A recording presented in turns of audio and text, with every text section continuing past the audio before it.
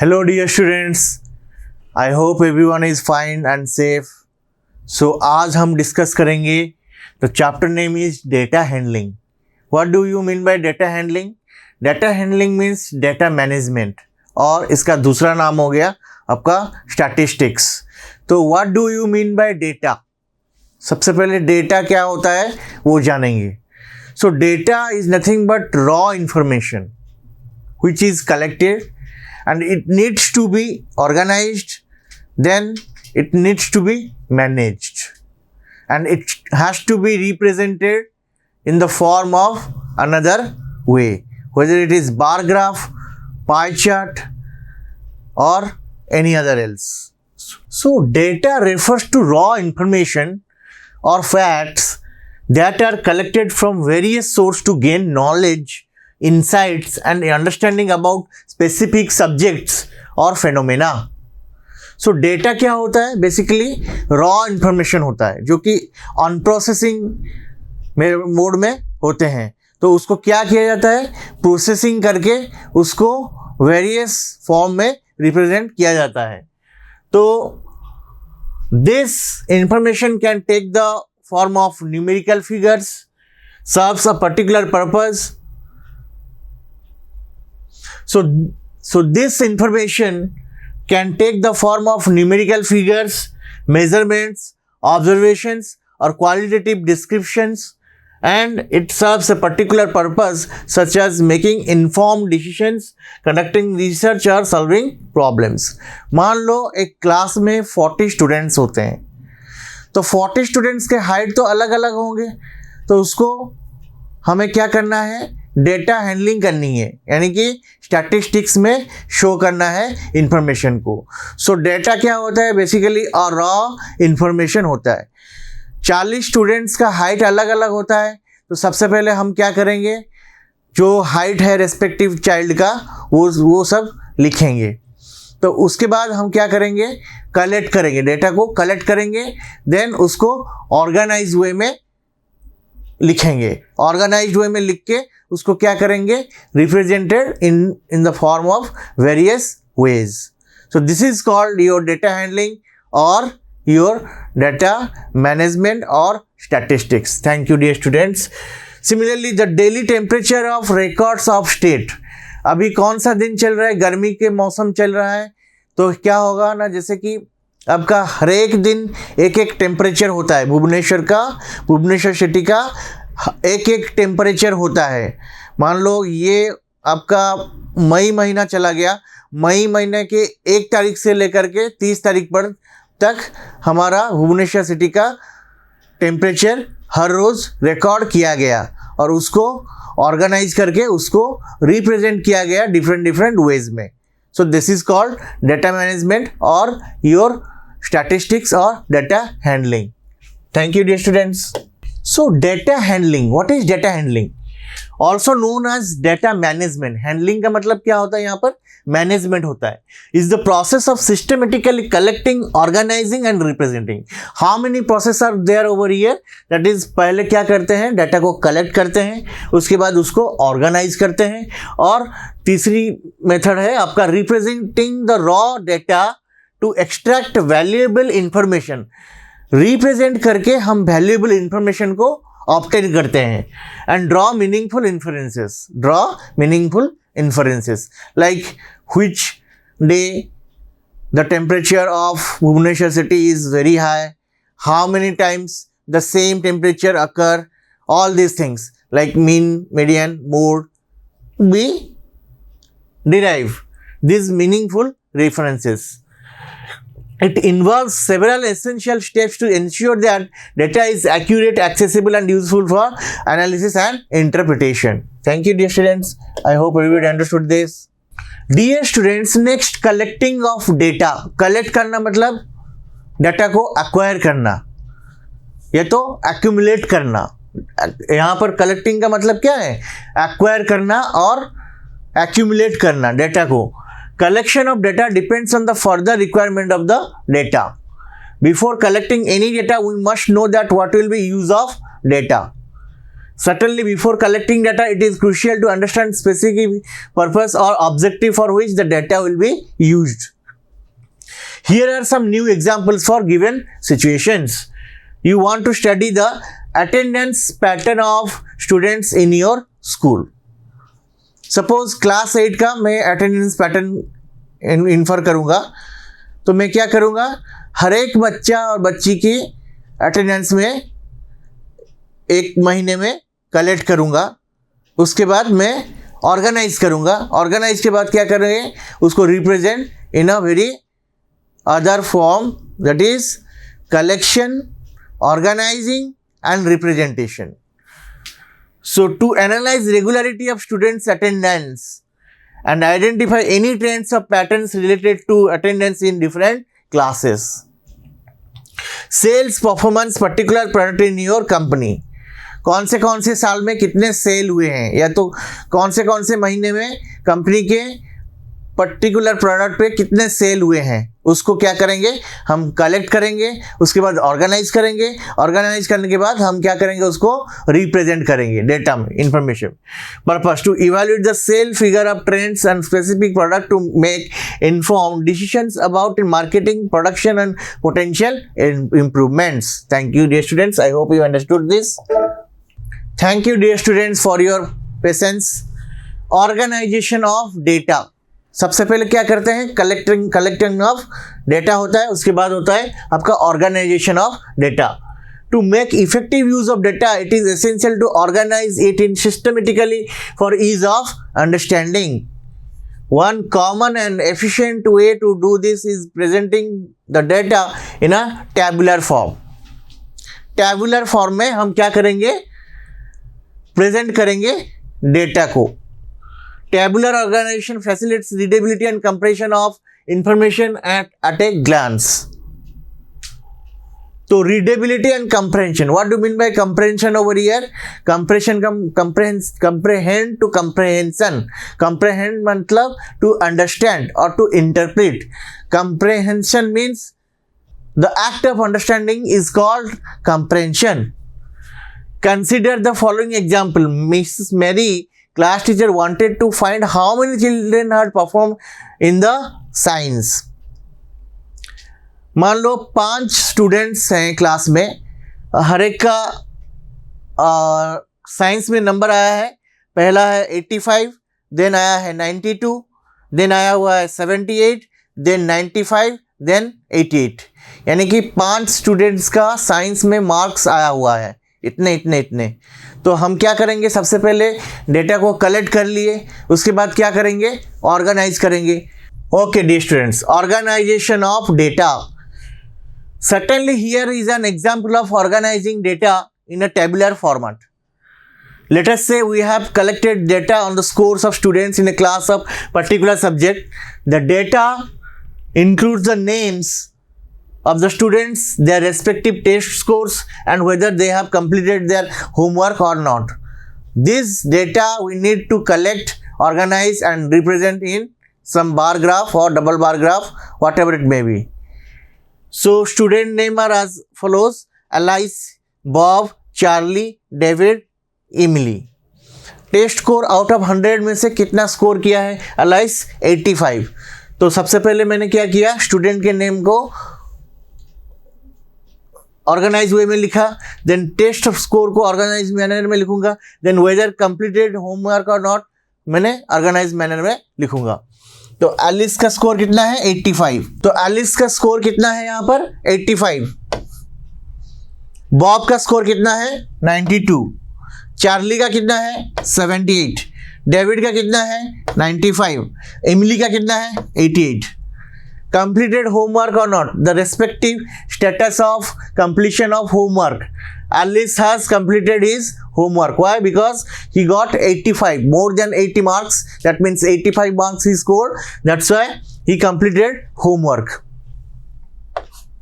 Next, Bob, 92 out of 100. That is more than 80. That means he has completed the homework. Next, Charlie, 78. He scores less than 80 marks. That's why he didn't complete the homework. Next, David, David कितना है score किया है 95। 95 मतलब उसने बहुत बेहतरीन score perform किया है, इसके चलते उसका कंप्लीटेड होमवर्क का स्टेटस क्या होगा, येस होगा। एंड इमली कितना स्कोर किया है 88, जो कि 80 से ज़्यादा है, तो इसीलिए वो कंप्लीटेड होमवर्क है। क्वेश्चन, सो कुछ एक्सरसाइजेस के क्वेश्चन हैं। In a class students were asked about their favourite fruits and data collected is as follows. कुछ स्टूडेंट्स हैं क्लास में, उनके पसंदीदा फ्रूट क्या है उसके बारे में दिया गया है। तो mango, banana, apple, mango, apple, orange, apple, banana, mango, orange, apple, banana. So how many fruits are there over here? One is mango, second one is apple, third one is orange, then fourth one is banana. 4 kind of fruits are there over here, that is mango, banana, apple, orange. Mango, banana, apple, orange. Organize the data in frequency table. What do you mean by frequency? Frequency मतलब number of times occurring a certain event. Number of times occurring a certain event is called as frequency. So frequency table में ये सारे पसंदीदा fruits को हम क्या करेंगे, सजाएंगे या फिर organize करेंगे। कैसे करेंगे? सो मैंगो कितनी बार है यहां पर, 1, 2, 3, mango occurs 3 times. So next banana, how many times? 1, 2, 3. Apple कितनी बार है यहां पर, 1, 2, 3, 4. देन ऑरेंज कितनी बार है, 1, 2. ठीक है। So organise the data in frequency table का मतलब क्या है, यहां पे है आपका फ्रूट, यहां पे है आपका फ्रीक्वेंसी। सबसे पहले मैंगो कितनी बार है, 1, 2, 3 बार। Then banana how much time, 1, 2, 3. Next apple कितनी बार है, 1, 2, 3, 4. देन ऑरेंज कितनी बार है, 1, 2. So left hand side I wrote the name of fruit and right hand side, that is frequency, is nothing but the number of time occurring one particular fruit. So mango यहाँ पर 3 बार अकर कर रहा है, जबकि बनाना 3 बार अकर कर रहा है, और एप्पल कितनी बार अकर कर रहा है, 4 बार, एंड ऑरेंज 2 बार। सो कुल मिला के अगर फ्रीक्वेंसी ऐड करेंगे तो टोटल नंबर ऑफ फ्रूट्स आएंगे 3, 3, 6, 6 + 4 3, 3, 6, 6 + 4 10, 10 + 2 12, यानी कि हमारे पास 12 नंबर ऑफ फ्रूट्स होने चाहिए। 1, 2, 3, 4, 5, 6, 7, 8, 9, 10, 11, 12. So sum of the frequencies, that is 3 + 3 + 4 + 2 gives the total number of fruits given. Thank you, dear students. I hope you understood this. What is the meaning of frequency over here?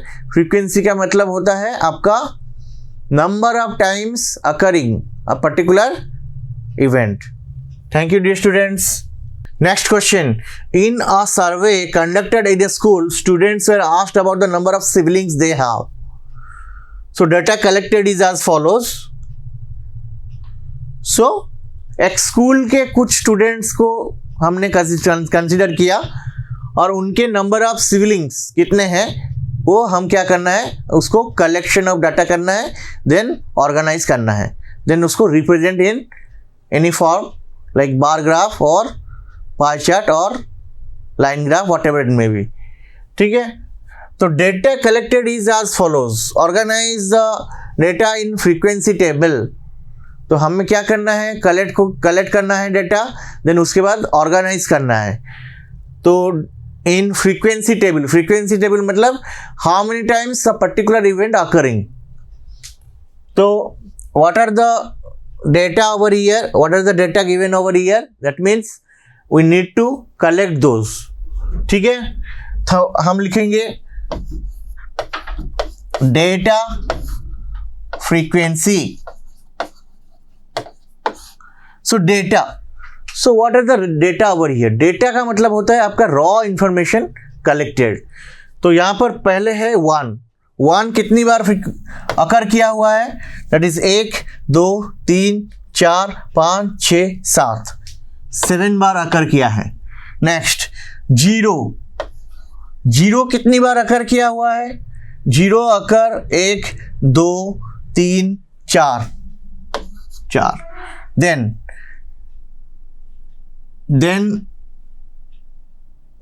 2 कितनी बार अकर किया हुआ है, यहां पर 1 2 3 4 5 6. Next 3 कितनी बार अकर किया हुआ है, 3 अकर किया है आपका 1 2 3 बार. तो ये था हमारा data, that is raw information and उनके रेस्पेक्टिव फ्रीक्वेंसीज मतलब how many times a particular event occurring, कितनी बार अकर कर रहा है उसको बोलते हैं फ्रीक्वेंसी. सो डेटा है 17042633. अगर हम सारे फ्रीक्वेंसीज ऐड करेंगे तो टोटल नंबर ऑफ आपका क्या होगा, इस क्षेत्र में आपका सिबलिंग को डिनोट करेगा. तो 7 + 4 11, 11 + 6 17, 17 + 3 20. That means 20 number of observations are over here. My dear students, understood this? I hope everyone understood this. If any doubt arises, you can ask me in the next class. Dear student, exercise का next question कुछ इस प्रकार का है. A survey was conducted to find out the favorite ice cream flavors among the students. So this data is collected as follows. So what are the datas over here? What data over here is, one is chocolate, another one is vanilla, another one is strawberry. So these 3 kind of flavors are here.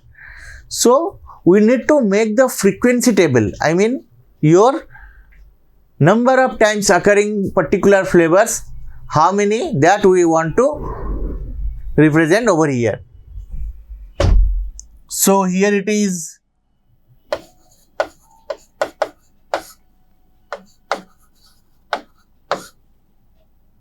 Chocolate, next vanilla, then strawberry. So chocolate कितनी बार अकर कर रहा है आपका, 1 2 3 4 5 6 7 बार अकर कर रहा है. Then vanilla कितनी बार अकर कर रहा है, यहां पर 1 2 3 4 5 6 बार अकर कर रहा है. नेक्स्ट स्ट्रॉबेरी कितनी बार अकर कर रहा है, 1 2 3 4 5. यानी कि total number of flavoured ice cream is you're nothing but the sum of all the frequencies. The sum of all the frequencies is how much? 7 + 6 is 13. 13 + 5 is 18. So 18 number of flavored ice creams are there. Thank you, dear students. I hope everyone understood this. In a race competition, the finishing positions of 20 participants are recorded. So the data is as follows. So basically, dear students, we are denoting the finishing positions by first, second, third, fourth, fifth. So dear students, finishing positions को हम कौन कौन से digit पे represent कर रहे हैं यहाँ पर? First, second, third, fourth, fifth. So we need to organize the data in frequency table. What do you mean by frequency over here? Frequency का मतलब ये होता है कोई particular event how many times अकर कर रहा है उसको बोलते हैं फ्रीक्वेंसी. कितनी बार अकर कर रहा है उसको बोलते हैं frequency. So my data is what and my frequency was that we need to make two column. So first कितनी बार अकर कर रहा है? 1, 2, 3, 4, 5. सेकेंड कितनी बार अकर कर रहा है? 1, 2, 3, 4, 5. थर्ड कितनी बार अकर कर रहा है डियर स्टूडेंट्स? 1, 2, 3, 4 बार अकर कर रहा है. फोर्थ कितनी बार अकर कर रहा है डियर स्टूडेंट्स? फोर्थ अकर कर रहा है आपका 1, 2, 3 बार अकर कर रहा है. सो this is the required frequency table. If we will add all these frequencies, then what will happen? That is number of finishing positions will come out to be. So 5 plus 5, 10 plus 4, 14 plus 3, that is 17 number of finishing positions that are there over here. So this is the required frequency table. So in this frequency table, we can infer that first position has been acquired by 5 students. Similarly, second position can be acquired for 5 students. Similarly, third position can be acquired by 4 number of students. Then fourth position can be acquired by 3 number of students. Thank you, dear students. I hope everyone understood this. So the next point of discussion is arithmetic mean. What do you mean by arithmetic mean? Arithmetic mean होता है एक central tendency. It is a central tendency. Suppose हमारे class में 2 बच्चे हैं जिनके wait है 50 kilo and 70 kilo. So what is the arithmetic mean और एवरेज जिसको बोलते हैं? अरिथमेटिक मीन को क्या बोलते हैं? एवरेज. सो 50 और 70 का सेंट्रल टेंडेंसी निकालेंगे हम. सेंट्रल टेंडेंसी मतलब मिड वैल्यू. 50 और 70 का मिड वैल्यू अगर हम कैलकुलेट करना चाहेंगे तो कितना आएगा? 50 से 60 जितना दूरी पे है, 60 से 70 उतना दूरी पे है. तो इसका मतलब क्या है? आपका 60 is the central tendency. So how you would find 60? That is, you add 50 plus 70 divided by 2. That is 50 plus 70 is how much? 120. 120 by 2 is how much? 60. So 60 is the central tendency which is called arithmetic mean or average. Understood? Okay. For 3 students, what will you do? Like 30 kg, 40 kg, 50 kg. Now number of observations increased to 3. So 30 and 50. So my initial observation is what? 30. My final observation is what? 50. So initial और final observation का जो mid value है वो आएगा आपका 30 और 50 के बीच वाला portion, that is आपका 40. So 40 क्या है? आपका arithmetic mean और average. How would you find the average? That is 30 plus 40 plus 50 divided by 3. 30 plus 40 plus 50 divided by 3. So the answer will be coming out to be your 40. So in this particular case, in general, if nth observations are there, suppose it is, we discussed about two observation or three observation case. Suppose we will consider n number of observations. N number of observations means, what will we do here is, suppose the mean is the average of the number of observations. The mean is the average of the number of observation. What is average? We got to know. Dear students, to calculate the mean, we have to divide the sum of the value of observations by total number of observations. So in order to find out arithmetic mean or average, what will you do? We will denote the arithmetic mean. We'll denote the arithmetic mean by x bar. We will denote the arithmetic mean or average value is x bar. So x bar is how much? Sum of observations. मैं क्या करूँगा? The total sum of observation करूँगा. That is x1, x2, x3, x4, x5 up to xn. xn denotes nth number of observations. And how many number of observations are there total? N number of observations. So we need to divide by n. So in general, your arithmetic mean for n number of observations will be x bar or plus x2 plus x3 plus dot xn divided by n. So which is nothing but your sum of observations divided by total number of observations. So this is one kind of central tendency. We'll having better clarity after solving the next questions. Please have patience. I am showing you the examples. Dear students, here we will discuss one question regarding arithmetic mean or average. So the score of 8 students of science is given. Find the average score of the students. So we know arithmetic का formula क्या होता है कि आपका sum of observations divided by total number of observations.